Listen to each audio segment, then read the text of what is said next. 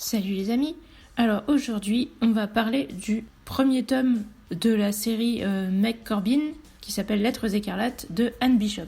Alors je ne sais pas si c'est de la bitlite ou non, je vous le dis tout de suite, c'est possible parce qu'il y a des loups-garous, des vampires et tout ça, mais il n'y a pas spécialement d'histoire d'amour, il y en aura peut-être une plus tard dans la saga parce que j'ai vu que c'était une saga de 5 tomes et c'est que le premier. En tout cas pour l'instant il n'y en a pas et je tiens quand même à le signaler parce que bon, tous les gens qui sont rebutés par la bitlite par principe, voilà, sachez que c'est pas toujours la même chose et des fois c'est cool et au bout d'un moment merde. Moi j'aime pas du tout les histoires de romance et tout, et il y a pas mal de sagas de bitlite que j'aime bien, pas mal c'est peut-être exagéré mais disons que c'est un peu du 50-50. Il y a beaucoup de merde évidemment, de toute façon dans tous les trucs qui sont à la mode il y a beaucoup de merde, mais il y a aussi des trucs cool. Donc il est possible que ça en soit, donc si vous n'êtes pas content, vous pouvez partir, mais moi je vous conseillerais quand même de chercher à savoir ce que c'est, parce que des fois c'est bien, même si c'est pas le meilleur livre de bitlite que j'ai lu, franchement il est cool. Je pense que ce que je viens de dire suffit à peu près comme commentaire général.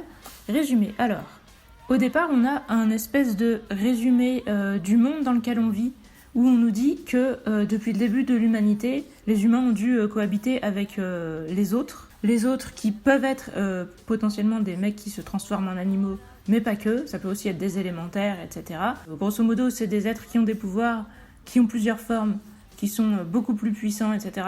que les humains.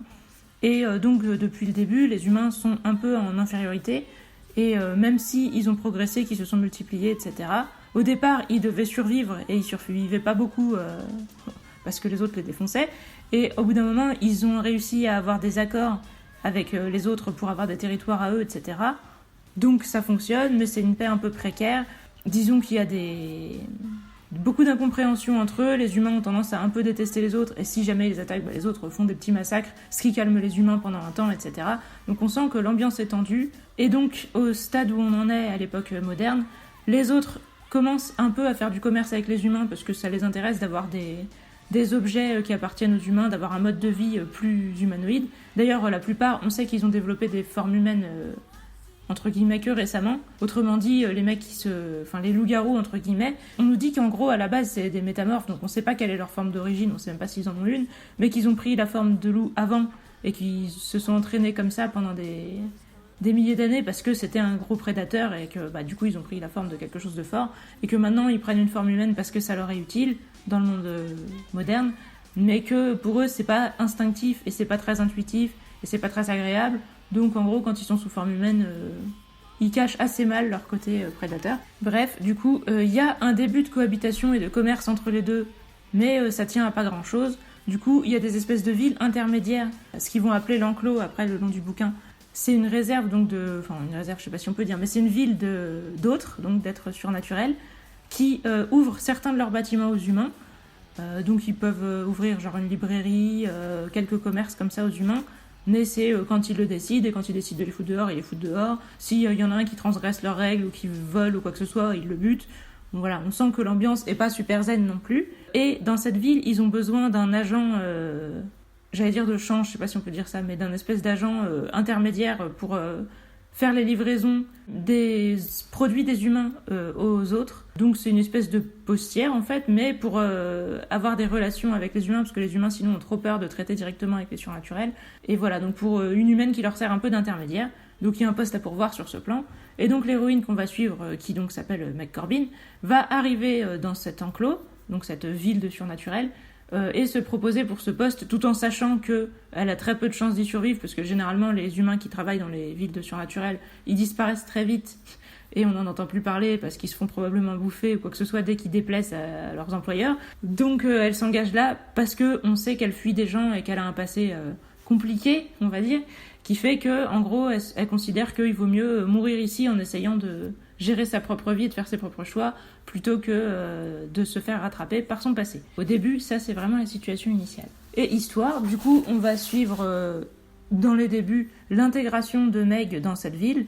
Alors on a le fait qu'elle connaît pas trop les surnaturels et le fait que les surnaturels n'ont pas non plus l'habitude des humains. Donc il y a beaucoup de quiproquos et des trucs des deux côtés. Les surnaturels, des fois, avec des bonnes intentions, ils font quand même des choses qui font peur. Meg aussi, elle fait beaucoup de maladresse, même avec des bonnes intentions. Donc c'est assez mignon. Ils apprennent à se connaître, à se comprendre, etc. mais on voit à côté qu'il y a des connards, donc des méchants, etc., qui recherchent Meg et qui ont du mépris pour le surnaturel, et on sent qu'il va y avoir des embrouilles sur ce plan-là. Donc ça va se passer, comme dans beaucoup de livres, entre guillemets, de Beat-Lit, il y a un côté calme quotidien, etc., et des méchants qui vont intervenir. Sauf que là, comme je vous dis, il n'y a pas spécialement d'histoire d'amour. Meg, elle va effectivement s'intégrer dans une espèce d'endroit où il y a une meute de loups, parce que c'est le loup qui dirige la ville, mais bon, c'est pas forcément le plus fort, donc on sait pas trop pourquoi il la dirige, c'est peut-être juste à cause de son caractère, et je crois que c'est aussi parce que justement c'est un des plus doués, entre guillemets, pour communiquer avec les humains. Bon, il est vraiment pas très doué quand même, mais apparemment c'est pire pour les autres, et du coup il est pas mal chargé des relations avec l'extérieur aussi. Sinon, il y a plein d'êtres surnaturels qui sont plus puissants que lui, comme les élémentaires, etc. Donc ouais, on a une ambiance de quotidien plutôt calme et tout, et on sait qu'à un moment ça va chier. Et il y a beaucoup de suspense, je peux tout de suite vous le dire. Je pense que je vais quand même vous parler du passé de Meg Corbin avant le spoil, parce que bon, c'est un petit spoil, mais je pense quand même que je peux vous en parler, parce que ça se trouve c'est dans le résumé du livre. Donc, mais je vous le dis pas tout de suite. Là, je vous parle de la structure générale de l'histoire. Le concept, alors le concept, c'est ce qu'on nous explique vraiment dans le prologue, entre guillemets. C'est plutôt que de, comme d'habitude, nous mettre dans un monde moderne où il y a des loups-garous, des vampires et tout ça, mais on sait pas trop pourquoi, ils vivent cachés et personne n'est au courant de leur existence. On sait pas trop pourquoi, parce que bon, s'il y avait des êtres comme ça, plus puissants que l'humanité, pourquoi c'est pas eux qui dirigeraient le monde ? Je pense qu'on est légitime de se poser la question. Alors on peut se dire que c'est peut-être parce qu'ils sont pas très nombreux, ils peuvent pas se multiplier, entre guillemets, par des voies classiques, et que du coup, ça rend le processus plus compliqué, et que ça les maintient un petit nombre, et que aussi, vu que c'est des humains qui sont transformés, ils sont entre guillemets obligés de laisser vivre l'humanité, et que du coup ils vivent plus comme des espèces de parasites ou d'exceptions par rapport à l'humanité que comme une race à part entière. Là, du coup, le concept, c'est vraiment de les considérer comme une race, et du coup, ils sont supérieurs aux humains, point. C'est eux qui vont complètement dominer la société, et les humains vont devoir composer avec, comme ils composeraient avec, justement, les ouragans, les raz-de-marée, les forces de la nature, quoi. Donc d'ailleurs, on nous fait souvent sentir que ces êtres-là sont beaucoup plus proches de la nature, non seulement parce qu'ils ont des élémentaires, etc., avec eux, mais même ils ont l'air d'être beaucoup plus à l'écoute. Et alors que les humains s'en foutent royal, et qui sont toujours à vouloir tout maîtriser, tout contrôler, etc. Et que du coup, pour tout le monde, c'est perçu comme un manque de respect, une grande stupidité, et que beaucoup de fois, les surnaturels nous disent « Bon, de toute façon, les humains, s'ils continuent de nous emmerder, on va les détruire, on va les faire disparaître, et puis tant pis, on l'a déjà fait avec d'autres races avant eux, voilà quoi. Ce serait pas une grosse perte. » Donc on nous fait vraiment sentir que les humains sont des petites merdes, et que c'est les autres qui dominent le monde, et je pense vraiment que c'est ça le concept de base. Après, le deuxième concept de base, donc c'est là que je vais vous parler de qui est l'héroïne en réalité. Même si ça, c'est moins le concept de base, je pense, parce que c'est moins original. Mais on va dire que c'est ces deux choses qui font l'histoire. Donc, l'héroïne, c'est ce qu'ils appellent une Cassandra Sangue. Je vais dire Sangue parce que c'est S-A-N-G-U-E, et je pense que c'est comme ça que moi, je pense qu'on doit le prononcer. Parce que Sang, je trouve ça moche. Donc, ça veut dire que c'est une fille qui fait des prophéties quand on la blesse. Alors, dit comme ça a l'air bizarre, mais ce qui est encore plus bizarre, c'est que ces filles-là sont bel et bien humaines à la base, ce ne sont pas des êtres surnaturels, et les humains les gèrent en les enfermant dans des institutions où, en gros, elles sont élevées depuis qu'elles sont petites, comme des animaux d'élevage. On leur montre des films, etc., pour leur apprendre les noms des choses, parce que quand elles vont faire leurs prophéties, elles vont parler, et donc il faut qu'elles aient des mots à mettre sur ce qu'elles voient. Mais en dehors de ça, elles n'ont aucune vie, on les fait juste marcher pour qu'elles aient pas de problème physique, qu'elles soient en bonne santé, mais pas trop, parce qu'on veut pas qu'elles aient trop d'énergie pour qu'elles puissent s'enfuir ou se défendre ou quoi que ce soit. Et du coup, on les élève comme du bétail, et les gens payent, des riches payent pour avoir des prophéties de leur part. Donc Meg, elle a toujours vécu là-dedans. Concrètement, elle était appelée par un numéro, et elle et ses semblables étaient traités complètement comme des objets. Et elle a réussi à s'enfuir justement grâce à une prophétie qu'elle a eue d'ailleurs, même si on l'apprend assez tard dans le livre, je vous le dis, je pense que c'est pas grave que je vous spoil ça, parce que une des punitions qu'ils leur font subir quand elles désobéissent ou qu'elles mentent sur leurs prédictions ou quoi, c'est de leur réouvrir leurs anciennes cicatrices. En fait, en gros, chaque cicatrice correspond à une prophétie précise, avec une vision précise et tout, et donc quand elles se blessent, si elles agrandissent la blessure, elles peuvent avoir plus de détails sur la prophétie, mais si elles en ouvrent une autre par erreur à côté, ça fait qu'il y a deux prophéties qui se mélangent, et ça fait des prédictions complètement floues qui leur mettent complètement des problèmes de santé mentale. Et donc, quand les mecs leur réouvrent des anciennes cicatrices, justement, ça leur provoque des pensées sans aucun sens, et c'est une torture à la fois très forte physiquement et moralement. Parce qu'apparemment aussi, quand elles s'ouvrent comme ça, qu'elles se blessent, elles ont une énorme douleur physique qui se transforme en plaisir quand elles dévoilent leur prémonition. Sauf que du coup, quand tu leur fais une blessure qui fait qu'il n'y a pas spécialement de prémonition derrière et que ça rend juste confuse une qui existait déjà, il n'y a rien à dévoiler. Donc là, ça fait juste de la douleur, si j'ai bien compris. Et donc en gros, en lui réouvrant des anciennes blessures pour la torturer parce qu'elle avait menti à quelqu'un qui lui avait demandé une prophétie, pour l'instant je vous dis pas spécialement pourquoi, ça fera toujours un truc à apprendre si jamais ça vous intéresse, au lieu de juste la torturer, ils lui ont fait avoir une nouvelle prophétie qui l'a aidé à savoir comment faire pour s'échapper, ce qui apparemment est un gros coup de bol, parce que c'est très rare, en général ça fait vraiment que de la confusion. Mais donc c'est grâce à ça qu'elle s'est évadée, et vu que c'est des riches qui payent pour avoir des prémonitions, etc., de la part de ces filles-là, et que ces filles sont rares et qu'elles sont gérées dans une institution fermée, etc., les mecs qui veulent la retrouver sont prêts à mettre très cher pour ça. Donc là on va clairement avoir une bataille des surnaturels contre les riches sans scrupules. Et je dois dire que c'est assez jouissif. Moi, on met quelque chose que j'aime, des êtres surnaturels, parce que moi, de base, j'aime pas trop les humains, je dois quand même l'avouer. Donc déjà, quand on met des êtres qui aiment pas les humains, j'ai tendance et qui sont aussi pas aimés par les humains, j'ai tendance à me sentir très solidaire avec eux, et à beaucoup aimer quand on nous met dans des livres où ils ont l'occasion de se venger des humains. Mais là, en plus, ils sont amis, entre guillemets, ils développent une meilleure relation avec les humains, entre guillemets, simples et relativement sympas. Mais par contre, ils sont littéralement en guerre contre les humains riches qui se comportent comme des connards. Donc j'ai envie de vous dire, que demander de plus niveau défouloir. Moi, j'ai bien kiffé. Déroulement de l'intrigue. Alors là, je suis bien contente. Après la passe miroir où je vous disais, bon, c'était très bien écrit, mais il se passait rien.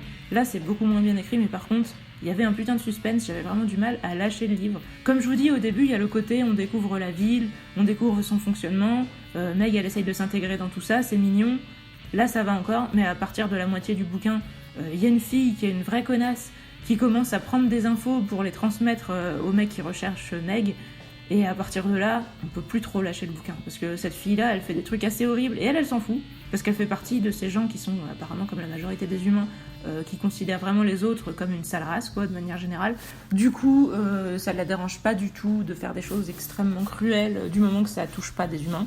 Et même quand ça touche des humains, parce qu'elle manipule un mec qui travaille chez les surnaturels pour obtenir des infos de sa part, etc., tout en sachant que les surnaturels vont probablement le buter quand ils vont découvrir qu'il les a trahis, mais elle s'en fout.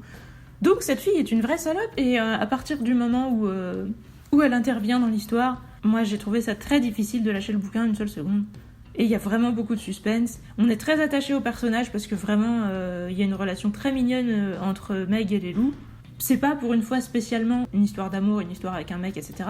Là, il y a effectivement le chef de meute qui dit qu'il va protéger Meg, etc. et qui a l'air protecteur vis-à-vis d'elle. Donc on peut supposer que peut-être un jour ils auront une histoire d'amour. En tout cas, pour l'instant, c'est pas du tout le cas. Je dis pas du tout parce que lui, vraiment, il dit que penser à des humains sexuellement et tout, ça le dégoûte. Et de toute façon, apparemment, il a perdu son ancienne compagne, etc. Donc il est pas du tout dans le délire. Et ça l'énerve d'ailleurs que la fille méchante essaye de le draguer, de le séduire et tout au début, et il dit que ça lui donne juste envie de la buter, etc.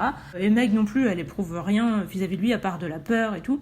Et par contre, lui, il va lui dire de protéger un louveteau qui ne se transforme plus en humain parce qu'il a été traumatisé par des humains qui ont buté sa mère. Et Meg va essayer au départ de s'en occuper, mais le petit loup va s'attacher à elle, et du coup... elle va être proche de lui, le traiter à la fois un peu comme un animal de compagnie et un petit peu comme un enfant. Et les deux vont être extrêmement proches, extrêmement complices, extrêmement fusionnels. Et les loups vont pas forcément très bien le voir parce que du coup, le louveteau va se comporter un petit peu trop comme un chien. Et les humains vont dire « Tiens, il y a moyen de les apprivoiser, mais génial. Du coup, nous aussi, on va se capturer des petits loups pour les prendre comme animal de compagnie et les vendre à des riches, etc. » Donc ça va provoquer de la merde de tous les côtés, alors qu'à la base, ça partait juste d'une très bonne intention. Et du coup, ce petit duo... Meg et Sam, le louveteau, ils sont extrêmement mignons, et le fait que Meg a des visions pour dire qu'il va arriver du mal à Sam, je pense qu'à peu près n'importe qui a un cœur se dit non, ce n'est pas possible, je veux pas que ça arrive. En plus, ces méchants sont vraiment détestables et tout. Donc voilà, on reste là, on a vraiment envie de le protéger, de voir ce qui va se passer. Quand les loups butent les humains, moi je suis toujours en pleine jouissance, donc c'est vachement sympa. Bien que, comme je vous dis, c'est un schéma assez classique. Voilà, le monde n'est pas comme d'habitude, et même les relations, etc., sont pas non plus comme d'habitude. Donc franchement, c'est sympa, c'est cool. Et voilà, je pense qu'il faut... Enfin, ça pourrait peut-être vous aider à avoir moins de vision cliché de la Beat si vous en avez. Encore une fois, le truc qui me fait que je me dis, si vous devez lire un seul livre de Beat ce sera peut-être pas celui-là, parce que l'écriture est pas si ouf que ça. Mais vraiment, l'univers et l'histoire sont vraiment bien. La fin, j'y reviendrai. Les personnages, alors Meg, est-ce que c'est une héroïne classique ? Je vous parlais la dernière fois à propos de Ophélie, que c'est très courant, les héroïnes maladroites, timides, etc. Meg, elle est pas timide, mais elle est maladroite, parce que forcément, elle a rien vécu avant d'arriver dans cette ville-là. Elle a vraiment tout su que par vidéo, et elle a jamais eu d'interaction avec le monde réel, donc elle sait même pas comment se faire à manger, comment laver ses vêtements et tout. Elle sait ce que c'est qu'une machine à laver, mais elle sait pas vraiment où on en trouve, elle sait pas comment s'en servir. Enfin, il y a tellement de choses qu'elle sait pas, et en plus, elle a pas envie au début de le montrer. Donc elle essaye de faire semblant de savoir et elle passe un peu pour une débile, pour une attardée pour tout le monde. Alors après, les surnaturels, ça les choque pas trop parce qu'ils ont tellement pas l'habitude des humains que, ils se disent elle est un peu empotée, mais pour eux, ça les choque pas plus que ça. Donc je trouve ça assez mignon justement de voir comment une fille qui aurait été vraiment traitée comme une sous-merde par les humains, ce qui est d'ailleurs souligné par la meuf que j'ai appelée la méchante qui s'appelle Asia, qui dès le début se dit mais dis donc cette meuf elle est moche, elle est empotée, elle est conne, pourquoi ils l'ont choisie pour ce poste plutôt que moi, parce qu'elle avait postulé mais ils l'ont pas pris. Et je pense qu'elle représente assez bien ce qu'un humain de base un peu méchant penserait justement de Meg, parce que voilà, oui c'est un peu une cruche, mais elle est pleine de bonnes intentions, elle a vraiment envie de s'insérer dans la ville et tout. Y a les poneys qui viennent pour livrer le courrier et elle commence direct à se demander comment elle va pouvoir avoir une bonne relation avec eux, parce qu'au départ elle voit dans leur regard qu'ils ont l'air de faire la gueule et tout, donc elle leur donne des morceaux de carottes, etc. Et rapidement les poneys viennent plus nombreux, ils sont plus contents de venir, ils commencent à bien l'aimer et tout, et elle va faire ça un peu avec tout le monde en fait, elle va essayer de trouver ce qu'aiment les gens, même si du coup ça fait toujours qu'elle traite un peu les surnaturels comme des animaux, donc eux ils savent pas trop s'ils doivent se sentir insultés ou pas, mais au fil de l'histoire, ils se détendent. Et voilà, par exemple avec les corbeaux, parce que oui, il y a aussi des humains, enfin des corbeaux qui se transforment en humains, ou des humains qui se transforment en corbeaux, ça va dans les deux sens, mais dans tous les cas, ils sont les deux, qui du coup aiment bien voler tous les objets brillants et tous les objets colorés, etc. Et au début, ils l'espionnent vachement. Et un humain classique pourrait juste mal le vivre en se disant mais qu'est-ce qu'ils me veulent ces connards à tout le temps être en train de m'observer.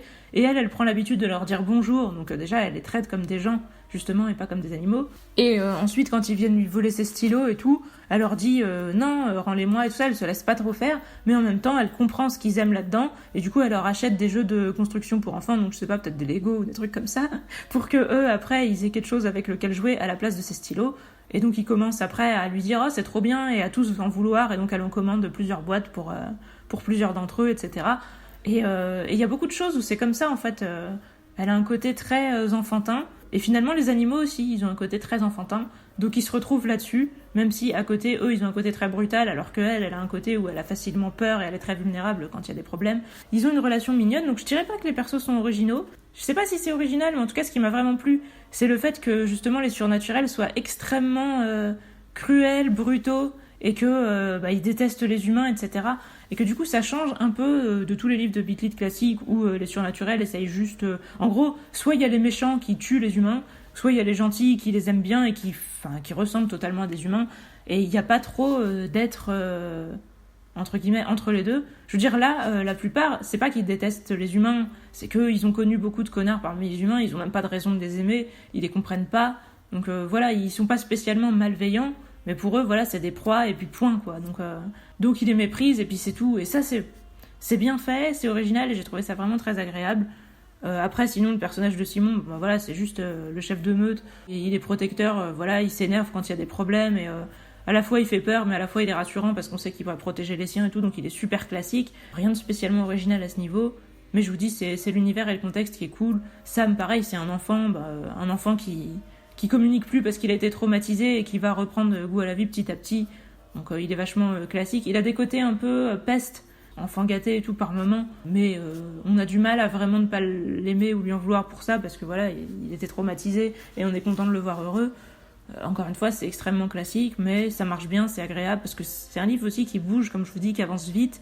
On voit les connards qui préparent leur plan, il y a tout le temps une tension pour se dire merde, qu'est-ce qui va se passer et tout. Et puis on voit en fait le fait qu'il y a des humains quand même qui sont sympas, parce qu'on suit des policiers chez les humains qui eux ont l'air de bonne volonté, ont l'air gentils, eux qui savent qu'il y a des villes entières qui ont été détruites par les surnaturels parce que les humains les avaient offensés, et du coup qui voudraient bien éviter que ça arrive et qui veulent du coup avoir des bonnes relations avec les surnaturels pour éviter ça. Et quand ils voient qu'il y a des connards qui font le bordel volontairement juste pour récupérer Meg, et ben ils sont atterrés et ils ont vraiment envie d'aider les surnaturels et de faire en sorte qu'ils détestent pas l'intégralité des humains, qu'ils fassent la différence entre les bons et les mauvais. Voilà, nous aussi on est tenté de... Enfin en tout cas moi qui aime pas les humains spontanément, rapidement je me suis dit oui, admettons, il y en a des biens. Et on est assez content de voir que les surnaturels font aussi la différence petit à petit, même si c'est peut-être un petit peu triste de les voir perdre leur sauvagerie. Voilà, on se dit c'est pas plus mal que leur sauvagerie devienne ciblée envers les connards. Et les connards sont vraiment des connards, donc on peut vraiment être content quand ils meurent. Après, c'est sympa aussi quand il y a des demi-mesures, j'ai envie de dire. Mais quand il y a des vrais connards, on a envie qu'ils meurent. Et quand il y a des livres où on les voit mourir et où ça arrive de manière bien crado et où on peut bien se venger, je trouve aussi que c'est cool. Donc voilà dans quel univers on met les pieds. Les persos, je vous dis, ils sont pas originaux, mais ça fonctionne bien. De toute façon, pas originaux, voilà, faute de français. Apparence, alors, Meg, je serais quasiment incapable de vous dire à quoi elle ressemble. En revanche, je me souviens que Simon a des lunettes et qu'il dit qu'il aimait pas du tout parce qu'il a un problème de vue, mais parce que ça lui donne un air plus inoffensif. Et que tous les Wolfguard, donc les humains qui se transforment en loups, ou les loups qui se transforment en humains, et ils ont tous les yeux jaunes, donc des yeux d'ambre, ils disent, où ça fait vraiment des regards justement de prédateurs, même quand ils sont sous forme humaine. En fait, ils ont tous des apparences humaines qui dépendent de ce qu'ils sont. Il y a Tess, une meuf qui tient un espèce de bar, qui a ses cheveux qui changent de couleur et qui bougent tout seul en fonction de ses humeurs. Et on nous dit que même les autres, donc les surnaturels, ne savent pas ce qu'elle est et qu'ils n'ont pas spécialement envie de le savoir parce qu'elle fait flipper. Donc voilà, il y a beaucoup de détails comme ça physiques. Il y a les élémentaires qui sont soit eau, feu, air, machin, ou soit les saisons aussi, qui ont des apparences qui dépendent justement de ce qu'ils représentent, qui sont assez bien décrits, assez jolis et tout ça. Je trouve ça légèrement poétique sur ce plan, même si ça va jamais très loin. C'est mignon. C'est mignon. Après, les humains, moi, j'ai pas été très marquée par leur description.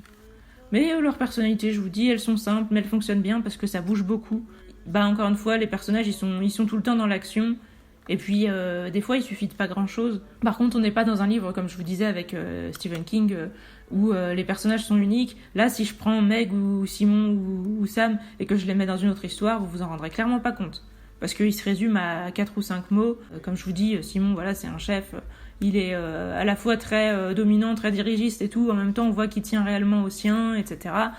Il adore défoncer les humains et tuer ses ennemis. Il est complètement sans pitié et tout. Et il menace aussi régulièrement même les siens de les mordre ou de les bouffer ou quoi que ce soit quand il l'énerve. Mais en réalité, il est sympa. Donc c'est vraiment très simple. Meg, comme je vous dis, elle a un côté très innocent, très enfantin, qui fait qu'elle aime tout le monde et qu'elle n'a pas spécialement de jugement. Elle se rend compte que les surnaturels sont dangereux, qu'elle risque de crever et tout, mais elle se dit que de toute façon elle n'a rien à perdre.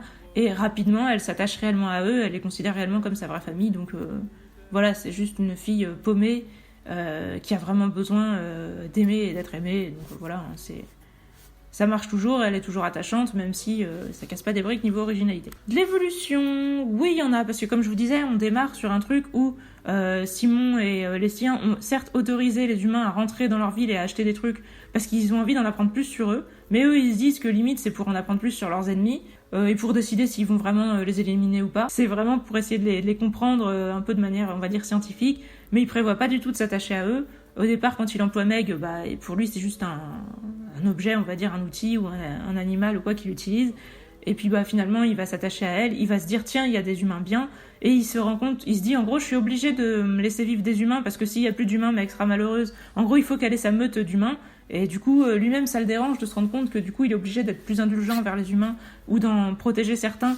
Et il se dit merde, est-ce que je suis pas en train de me faire un peu intuber dans cette histoire? Et on sent qu'il s'adoucit. Donc c'est une évolution, même si c'est un petit peu triste, parce que moi j'aime beaucoup le côté violent qu'ils ont au début. J'espère que ça ira pas trop loin dans l'adoucissement, mais comme je vous dis, petit spoil qui vous rassurera, en tout cas moi ça me rassurerait. Il y a des beaux massacres à la fin de tous les connards qui viennent les attaquer, donc ça va, ils deviennent pas des petits agneaux non plus. Si vous voulez voir crever des humains, vous inquiétez pas, à mon avis ça va continuer. Meg au départ elle est assez... elle a plus rien à perdre.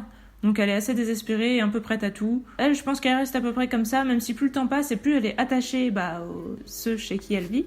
Et du coup, elle va commencer à tout faire pour les protéger, etc. Quitte à se mettre un peu en danger, alors que c'est un peu con parce qu'elle peut pas beaucoup les protéger. Techniquement, à part avoir des visions qui leur diront ce qu'ils doivent faire, bon, ça c'est génial, hein, je dis pas le contraire, mais une fois que l'action a commencé, elle a pas grand chose à faire à part se planquer. Donc quand elle va vouloir faire des trucs, ça va pas forcément bien tourner. Donc elle, est-ce qu'elle évolue ? Je dirais pas trop. On va dire que de base, c'était très prévisible qu'elle allait être comme ça. Bon, Sam, il évolue parce que voilà, il était traumatisé, il se détraumatise. L'évolution, je dirais un petit peu, mais un petit peu pour les surnaturels en général, qui apprennent beaucoup plus de choses sur les humains et qui se remettent en question par rapport à ça. Mais c'est tout. L'univers des les créatures, c'est vraiment le point fort de ce truc, parce que il y a plein de créatures. Je vous ai dit, il y a les élémentaires, il y a plein d'animaux. Il n'y a pas que des loups, quoi. Il y a un ours, il y a un coyote, il y a des corbeaux. Et ça pouvait paraître cliché dans True Blood, mais là, ça ne l'est pas. Parce qu'ils ont chacun leur comportement. À la fin du livre, il me semble que l'auteur a dit qu'elle remerciait je sais plus qui pour lui avoir donné des informations sur les animaux qui l'ont aidé à rendre plus vivant, entre guillemets, ses personnages. Et ça se sent qu'elle a vraiment des infos un peu sur chaque type d'animal et qu'elle a fait que les personnalités des personnages dépendent vraiment de ça. Comme je vous disais, les corbeaux, ils ont la manie de voler des objets, de vouloir toujours garder ce qui brille, et du coup, on sait que quand c'est eux qui gardent les magasins, ils ont du mal à rendre la monnaie, etc. Enfin, il y a plein de petits trucs comme ça, c'est assez mignon, c'est assez bien trouvé, et je dis c'est mignon, mais voilà, c'est parce que moi j'aime bien ce qui est mignon et creepy, et donc c'est des animaux, c'est beau, c'est mignon. En même temps, les corbeaux ont un truc qu'ils aiment bien aussi, c'est par exemple arracher les yeux des humains. Bon, c'est tout de suite un peu moins mignon, mais c'est corbeau, quoi. Ils arrivent à se partager et à cohabiter tous les surnaturels, que par exemple, quand ils tuent un humain, les vampires vont prendre le sang, les loups vont prendre la viande, ils vont laisser certains morceaux aux corbeaux, etc. Ils ont un petit peu leur rituel de partage, et ça fait assez penser à ce qui se passe avec les fauves ou les lions, ou tout ça, qui tuent des proies, qui en mangent une partie. Après, il peut y avoir les hyènes, après il y a les vautours et tout, et on sait que les animaux, voilà, ils ont conscience, entre guillemets... qu'il y a une espèce d'ordre de préséance et où ils prennent chacun une partie de leur proie et tout, et une espèce de symbiose entre eux. Et là, on le ressent totalement dans la manière dont est décrit comment fonctionne l'enclos. Donc ça aussi, c'est vachement cool. C'est pour ça que je vous dis, ça a l'air basique, mais c'est bien fait. Même si j'ai remarqué quelque chose qui m'a dérangé, je vous le dirai, je pense, en spoil. Il y a un truc qui m'a un peu perturbé, mais je le dirai à la fin, parce que mes perturbations, je préfère les dire à la fin. Logique et cohésion, justement, la chose qui m'a perturbée, est-ce que je peux vous la dire maintenant ? Ouais, c'est pas vraiment un spoil, donc je vais vous la dire, allez, c'est parti. En fait, je vous disais donc que Sam était transformé en loup et qu'il se retransformait plus en humain. Simon l'a mis en cage, je crois qu'au début c'est parce qu'il était un peu incontrôlable, qu'il avait tendance à tout casser, mais le problème c'est qu'après lui il voulait le mettre en cage que temporairement pour le calmer, parce que pour lui, être mis en cage pour un surnaturel, c'est vraiment la pire des hontes, etc. Donc il se sentait très mal de faire ça déjà. Mais le problème, c'est que Sam, après, voulait plus sortir de sa cage et que c'était le seul endroit où il se sentait en sécurité. Du coup, il était obligé de garder la cage pour pas l'inquiéter plus. Bon, à la limite, ça admettons, mais bof. Le truc, c'est que quand il laisse Sam à Meg, il lui dit de toute façon, la seule chose que t'as à faire avec lui, c'est de lui donner des croquettes 2 fois par jour. Alors, à plein de moments dans le livre, on nous fait comprendre que les surnaturels ne connaissent pas les objets des humains. Enfin, ils connaissent ceux qu'ils utilisent, hein. Encore une fois, ils connaissent... les voitures, les maisons, ils ont quand même le chauffage, l'eau courante, tout ça. Enfin, ils connaissent les trucs de base, mais on va dire qu'ils ont peut-être 30 à 50 ans de retard sur ce que les humains font actuellement. Ils sont très naïfs sur tout ça, et tout ce qui leur paraît pas indispensable à leur survie et tout, ça a tendance à leur passer un peu au-dessus. En fait, le truc, c'est que par la suite, justement, Meg va acheter des biscuits pour chiens à Sam, et il va adorer ça, et il en aura jamais vu de sa vie, et les autres loups n'en auront jamais vu non plus. Ils vont adorer ça et se demander d'où ça sort, etc. Alors qu'ils connaissaient pas. Meg va acheter aussi des paniers pour chiens, enfin pour grands chiens, pour que le loup qui monte la garde pour la défendre quand elle fait son boulot, parce qu'elle sait qu'il va y avoir une attaque, etc. Donc ils lui ont mis un garde, donc pour qu'il soit bien allongé, qu'il ait en gros son fauteuil, son truc quand il la surveille. Et au début, ils se sentent tous insultés de dire oui, elle nous a mis un panier pour chien. Et en fait, après, ils trouvent ça confortable. Donc, ils ont envie d'en avoir aussi, les autres. Et en fait, ils en ont jamais vu, ils connaissent pas, etc. Donc, comment ça se fait que Simon était au courant qu'il existait des croquettes pour chiens ? Et même en admettant qu'il était au courant que ça existait, ce que je ne comprends pas et je ne trouve pas logique par rapport au reste, pourquoi lui donner des croquettes pour chiens ? Alors plus tard, on nous dit il acceptait plus de manger la nourriture normale que sont censés manger les loups, parce que justement, Meg, elle arrive à lui faire remanger de la viande. Et ils se disent oh là là, quelle progression, parce qu'il en voulait plus. Avant de penser aux croquettes pour chiens, pourquoi vous n'avez pas pensé à des trucs pour humains ou à des trucs un peu plus, je sais pas moi, de la viande hachée au lieu de directement de la viande crue. Enfin, je comprends pas en fait qu'ils en soient arrivés aux croquettes. Vraiment, ces croquettes, c'est l'élément qui m'a perturbée et qui a fait que je me suis demandé si j'avais pas enlevé un point au livre ou s'il perdait de la crédibilité à mes yeux, parce que j'ai vraiment pas compris comment ça se fait que Simon donnait des croquettes pour chien à Sam, alors qu'ils ont pas du tout l'air d'être déjà allés dans leur vie dans une animalerie, et que, je vous dis par la suite, quand Meg lui met une laisse à Sam et tout, ils considèrent ça comme la pire des insultes. Quand elle leur achète des paniers, ils sont en mode mais qu'est-ce que c'est que ça, c'est horrible et tout. Enfin, voilà, on dirait que ils avaient jamais envisagé ça. Donc qu'est-ce qu'ils foutaient avec des croquettes pour chiens? Voilà, ça peut vous paraître un détail, mais moi ça m'a vraiment perturbée. J'ai pas du tout compris d'où ça sortait et j'ai pas trouvé ça cohérent. Mais sinon, sur ce qui se passe avec les plans de la meuf qui espionne et tout ça, j'ai trouvé ça cool, cohérent, j'ai pas vu de problème. Donc c'était stylé et sur la globalité j'ai rien à redire, mais comme justement une des choses qui m'a le plus plu c'est justement l'univers et le fait que les surnaturels ressemblent à un bon mélange entre animaux et humains. En gros on dirait un mélange, je vous dis on dirait des enfants, mais des enfants avec des personnalités d'animaux. Ça c'est vraiment ce que j'ai préféré, du coup le fait qu'il y ait une incohérence quelque part là-dedans, ça m'a fait chier, ça m'a clairement fait chier. J'espère qu'il n'y en aura pas trop d'autres par la suite. Mystère et découverte. En fait, au début, on arrive là-bas, on a envie de comprendre, par exemple, les poneys, ils ont tous des noms, éclair, tonnerre, ouragan, etc. Au départ, on se dit, tiens, comment ça se fait que des loups, des ours, etc., comment ça se fait qu'ils ont des poneys chez eux? Assez rapidement, on va comprendre que c'est les poneys des élémentaires et que s'ils s'appellent par des noms pareils, c'est pas une coïncidence. Donc c'est un peu tous des... j'ai envie de dire des catastrophes naturelles, je sais pas si c'est vraiment le mot. C'est assez cool parce que c'est pas des choses qu'on a l'habitude de voir, ça fait un côté très mythologique, mais mythologique naïf, mignon. Voilà, le mystère et la découverte, pour découvrir l'univers, il y en a. Après, c'est pas si original que ça. Non, c'est vraiment plus les interactions entre les persos qui... Il y a toujours ce côté où on sait qu'ils sont très violents, qu'ils peuvent facilement tuer, etc. Et on se demande s'ils vont le faire. Bon, on se doute qu'ils vont pas le faire, mais le fait qu'ils soient au bord, c'est un petit côté... excitant, je trouve, qui fait qu'on enchaîne et que ça se lit facilement et que c'est agréable. Alors évidemment, si vous tripez pas du tout sur ça, ça va peut-être vous paraître complètement naze ce que je dis. En tout cas, voilà. Du coup, pour moi, Mystère et découverte, il y en avait quand même si c'est pas... Je pense qu'il y en avait moins, justement, que dans La Passe Miroir, encore une fois, parce que l'univers est plus classique, on va dire, surtout pour quelqu'un comme moi qui a déjà lu beaucoup de Beatlit et tout, mais c'est quand même pas le même univers que d'habitude et c'est sympa. L'écriture, je vous ai dit, elle est complètement neutre. J'ai pas trouvé mauvaise ou quoi que ce soit, mais elle casse pas des briques, elle est beaucoup moins contemplative, les mots sont beaucoup moins recherchés, bien trouvés, etc. Il y a des moments où ça passe un peu vite, on est vraiment beaucoup plus dans l'action justement que dans la description ou la contemplation, donc on a vraiment le strict minimum à ce niveau, et du coup l'écriture je dirais vraiment juste moyenne.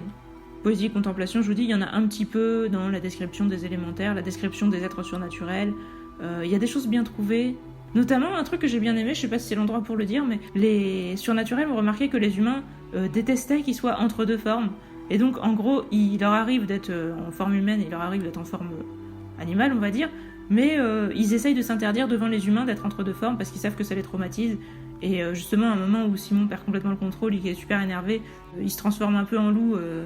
En gros, quand ils sont entre deux formes, généralement, c'est justement parce qu'ils ont besoin de certains aspects du loup et de certains aspects de l'homme, ou pas que du loup, hein, mais en l'occurrence, là, c'était le cas. Et que du coup, comme ils sont vraiment pris dans l'urgence de la situation, ils font pas attention vraiment à ce qu'ils font physiquement, et ils se transforment à des espèces d'intermédiaires bizarres. Et justement, là, il y a les surnaturels qui lui gueulent « Simon, t'es entre deux formes » et tout, avec un air choqué. Et du coup, il y a plein d'humains qui restent traumatisés par cette scène. Et les jours suivants, il y a plein d'humains qui en parlent en disant qu'il y avait un monstre, etc. Je trouve que c'est une très bonne idée, parce qu'effectivement, il y a des gens qui ont peur des loups, je pense, les animaux, mais moins probablement que des gens qui ont peur des loups-garous quand c'est vraiment un être entre les deux. Et je pense que c'est le côté difforme entre les deux, enfin de quelque chose qui ressemble à un humain, avec des caractéristiques exagérées ou quoi, qui fait peur, même si j'ai du mal à le dire, parce que d'une part, j'ai jamais eu peur des loups-garous, et de deux... visuellement, j'ai peut-être jamais trop vu à quoi ça pouvait ressembler. Je peux m'imaginer un humain avec une tête de loup ou quoi, mais je m'imagine pas quelque chose de moche, et je pense que c'est certainement faisable. Donc j'ai trouvé que c'était une bonne idée, que c'était bien trouvé, même la formulation de dire t'es entre deux formes, etc. C'était cool. Mais ça n'est pas vraiment en rapport avec la poésie et la contemplation, je le reconnais. C'est juste parce que ça me vient à l'idée maintenant. Suspense et action, alors là par contre il y en avait énormément. On est vraiment, je vous dis, c'est le jour et la nuit entre lui et La Passe Miroir, parce que La Passe Miroir c'était une écriture super belle, super contemplative, mais où il se passait rien. Et là on est dans l'action à 2000%, par contre l'écriture est bof. Suspense et action, il y a vraiment que de ça. Dès le départ, on a un sentiment d'urgence parce que Meg, elle nous dit qu'elle risque sa vie, qu'elle est recherchée, qu'elle espère faire sa vie ici, qu'elle sait qu'elle peut mourir du jour au lendemain, mais que pour elle, l'important, c'est d'avoir vécu en femme libre, d'avoir fait ses propres choix, etc., jusqu'au dernier moment, et qu'elle préfère être tuée par des loups, etc., mais avoir au moins essayé de s'intégrer quelque part, que de s'être juste laissée mourir, entre guillemets, et d'avoir continué à vivre comme un objet. Donc vraiment, dès le début, il y a un suspense. Après, ça continue parce que les surnaturels sont sans arrêt en train de se demander s'ils ont envie de tuer les gens ou de les manger ou quoi à chaque fois qu'ils les voient. Donc pour chaque perso, on a une petite inquiétude. Et puis en même temps, on est content de découvrir justement les surnaturels, leurs coutumes, comment ils vivent et de les comprendre, quoi. Et puis ça s'enchaîne avec les révélations sur la connasse qui appelle d'autres connards et qui font leurs plans et tout. Donc on s'ennuie pas du tout. Les dialogues... Je pense pas qu'il soit en soi exceptionnel. Comme je vous dis, l'auteur a l'air d'avoir bien compris les spécificités des animaux, sans être spécialiste du domaine. En fait, elle a pris quelques détails et elle les a remixés avec des personnalités humaines un peu clichés, mais ça fonctionne hyper bien. Mais dans les dialogues, est-ce que ça se voit tant que ça ? Un petit peu. Par exemple, ça peut vous paraître très con, parce que c'est pas vraiment du dialogue à proprement parler. Dans les phrases et tout, oui, les gens parlent un peu différemment, etc., mais j'ai rien remarqué d'exceptionnel. Par contre, quand les loups sont en loup et qu'ils essayent de communiquer avec les humains, les gestes qu'ils font ou les bruits qu'ils font, etc., pour se faire comprendre, j'ai trouvé ça très bien trouvé et je trouve que ça témoigne d'une bonne compréhension des chiens, très certainement. Par exemple, quand Meg est dans une autre pièce, etc., et que les loups la cherchent ou quoi, qu'on nous écrive des aou interrogatifs ou des trucs comme ça, ou que Sam, quand Meg le quitte et tout, on nous dit qu'il fait un bruit semblable à un grincement de porte et tout. J'entends très bien le chien qui pleure quand on me dit ça. Donc les dialogues animaux sont très bien faits. On a vraiment des onomatopées, des descriptions bien trouvées qui nous font bien nous représenter les émotions des animaux. Ça, c'est vraiment cool. Après, pour les humains, c'est juste banal, je dirais. Crédibilité, réalisme, il n'y a rien qui m'a choqué. Originalité, côté marquant, justement, non, il n'y en a clairement pas. En note globale, j'ai aussi mis 7. Je me suis demandé, comme je vous dis, si j'allais baisser à cause des croquettes. Et je me suis demandé si j'allais monter à cause du fait que hier soir, quand je devais aller me coucher, j'y arrivais pas. J'avais trop envie de savoir la suite et je me disais non, je finis juste mon chapitre, je lis juste quelques lignes et je sentais que j'arrivais pas à m'arrêter et je me suis dit bordel, ça fait longtemps que j'ai pas ressenti ça. Je crois que la dernière fois que j'ai ressenti ça, c'était en lisant l'Institut. J'ai hésité entre les deux, je suis restée à 7, je me dis on va voir pour les tomes suivants. Je vous le dis tout de suite, c'est un petit spoil mais je pense que c'est pas exclu, enfin, je pense que c'est quand même intéressant que je vous le dise parce que c'est une saga en 5 tomes. Ça peut vous donner une idée de pourquoi il y a 5 tomes.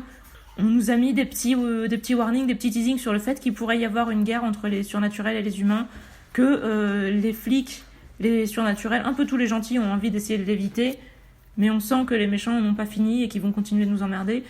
Je pense que ça va clairement se terminer en guerre entre les deux, et je pense que c'est super intéressant. J'attends ça avec impatience, et je me dis que peut-être ça pourrait devenir encore mieux dans les tomes suivants, même si c'était déjà bien. J'espère en fait qu'on va pas assister à une suite de petites histoires indépendantes. C'est un gros défaut de beaucoup de sagas de Beat Lit, c'est que voilà, tu commences au début d'un tome, t'as un couple qui se forme, une enquête, etc., les deux qui se résolvent, et au tome suivant, soit tu commences avec des persos différents, ça c'est le pire cas possible, soit tu reprends avec les mêmes, et du coup leur couple est toujours là, il va potentiellement y avoir des petits problèmes dans leur couple, ou des mises à jour comme un enfant, quelque chose comme ça, et à côté ils vont essayer de résoudre d'autres enquêtes, mais ça va faire genre une enquête par tome, etc., et ça je déteste ce genre de schéma trop prévisible. Là, il y avait une problématique dans le sens où la meuf qui les espionnait a prévenu les mecs qui sont venus essayer d'attaquer l'enclos. Les surnaturels se sont défendus et tout. Alors vous allez me dire, oui, tu spoil.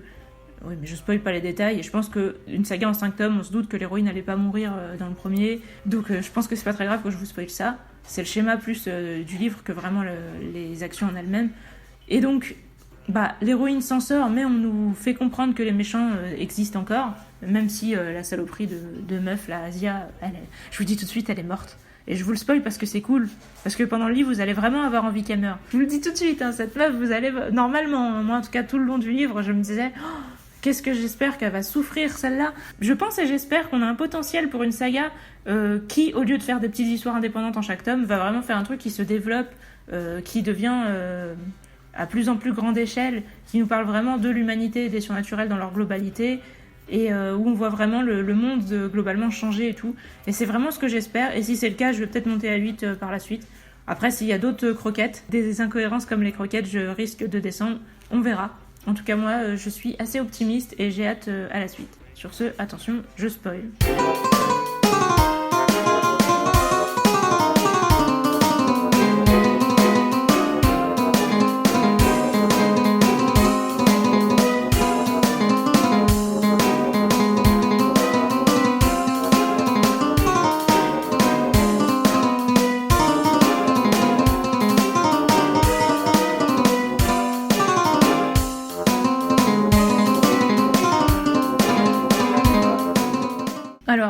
C'est pas un livre où j'étais obligée de spoiler, parce qu'il y a beaucoup de choses que je vous ai déjà dit en me disant que c'était pas grave.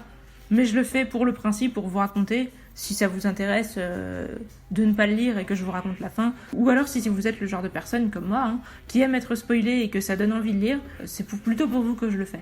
Donc la meuf qui s'appelle Asia, elle espionne en rentrant dans la ville et en couchant avec un mec qui travaille aussi dans l'enclos. Mec qui va... En gros, elle prend ses vêtements pour espionner avec son odeur à lui, parce qu'elle comprend que les loups, ils fonctionnent au flair.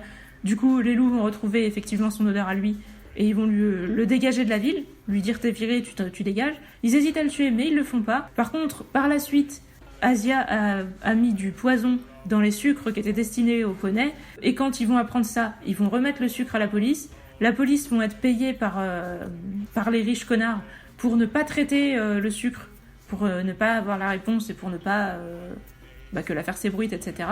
En gros, ils vont mettre ça en dessous de la pile, quoi, et ils vont avoir d'autres choses à faire en priorité. Quand les surnaturels vont entendre ça, ils vont quand même avoir l'intelligence de comprendre que le problème ne vient pas de la police en elle-même, parce qu'ils ont perçu qu'eux-mêmes étaient dégoûtés. C'est l'avantage quand on est animal, c'est qu'on est assez réceptif aux émotions, donc ils comprennent que la police ne sont pas responsables, donc ils leur en veulent pas à eux, mais du coup ils comprennent qu'ils vont devoir se débrouiller tout seuls, et ils font leur méthode. Et leur méthode, c'est d'aller voir le mec qui considérait comme potentiel coupable, et de lui faire bouffer les sucres pour voir s'il meurt. Effectivement, il meurt. Alors j'adore vraiment le fait que les surnaturels règlent leurs problèmes comme ça, parce que effectivement on sent le côté très barbare, primitif, etc. du truc, et puis aussi le fait qu'ils considèrent vraiment pas les humains comme leurs égaux, justement, ils les considèrent comme nous on considérait des animaux, même certainement un peu moins, puisque ils ont beaucoup plus l'habitude que nous de tuer des animaux, vu que eux ils mangent de la viande qu'ils chassent, etc. Donc on sent leur mépris à la fois pour la vie humaine, mais surtout pour la vie humaine de ceux qui les ont trahis. Et encore une fois, je vous dis, moi je trouve ça jouissif, parce que moi j'aime pas les humains, et il y a un moment, quand les gens se comportent comme des connards, certes la justice c'est mieux pour éviter de faire des erreurs judiciaires, mais quand on sait qui sont les coupables et qu'on sait que c'est les bonnes personnes, des fois c'est quand même agréable de les voir payer. Le mec en l'occurrence, c'était juste un con, il avait juste été coupable de coucher avec la meuf alors que et de la laisser aller dans des endroits où elle n'était pas supposée aller, et de pas être vigilant vis-à-vis d'elle, de la laisser fouiner, etc.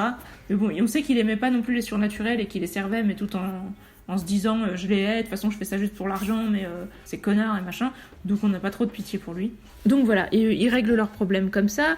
Ensuite, donc il y a les mecs qui viennent pour essayer d'enlever Meg et d'enlever Sam. Alors au début ils comprennent pas pourquoi quelqu'un voudrait enlever Sam, mais c'est à cause du fait que comme Meg l'avait trimballé comme un petit chien, quand Asia a vu ça, elle s'est dit c'est génial, il y a moyen de traiter les loups comme des animaux, et si on en prend un petit, il y a moyen de l'utiliser comme un animal de compagnie, on pourrait le vendre à un riche qui pourrait être content d'avoir son propre loup, etc. Et donc ils ont dans l'idée d'enlever Sam parce que ils le perçoivent complètement comme un animal, quoi. Donc ils veulent enlever Meg et Sam, ils attaquent, ils font des diversions, etc. Ils attaquent la ville, ce qui met en colère les élémentaires, du coup il y a une grosse tempête et tout. Et là on part dans une énorme baston où les humains ont des armes, des flingues, des voitures, tout un tas de trucs, mais les surnaturels, ils ont leurs crocs, leurs griffes, les éléments.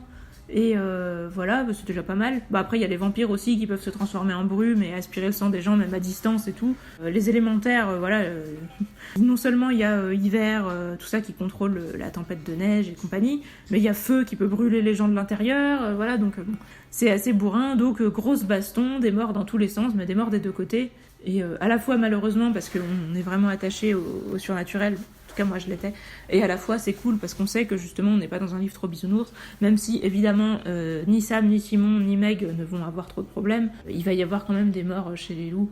Je crois qu'il y a un mort et il y a un blessé aussi. Il y a eu un faucon qui a été tué. Il y a plusieurs quand même surnaturels qui ont été tués, même si c'est pas de ceux qu'on connaissait et dont on était proche. Ah oui, il y a c'est Tess qui tue...